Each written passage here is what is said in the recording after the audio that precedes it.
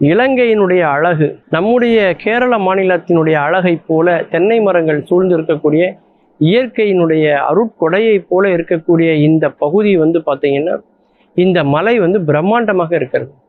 இது ராவணன் கட்டிய ஒரு கோட்டையினுடைய எச்சம் அப்படின்னு சொல்றாங்க. ராவண மலை அப்படின்னே இதற்கு பெயர் இருக்கு.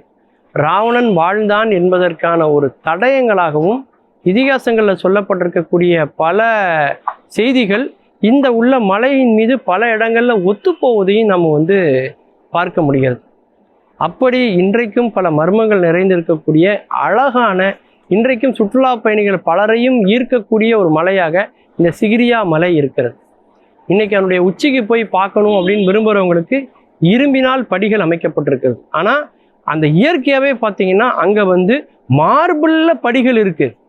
அது ஒரு கிரானைட் மலைனா கூட அந்த கிரானைட்டை குடைஞ்சி படி போட்டிருக்கலாம். ஆனால் சுற்றிலும் எங்குமே இல்லாத ஒரு மார்பிளால் எப்படி அங்கே ஒரு படிகளை அமைச்சாங்க, எப்படி செங்கற்களால் அவ்வளோ பெரிய மாளிகை எழுப்புனாங்க அப்படிங்கிறதெல்லாம் இன்னைக்கும் கட்டடக்கலையில் இருக்கக்கூடிய அறிஞர்களுக்கு ஒரு பெரிய புதிராகவே இருக்கிறது இந்த சிகிரியா மலை.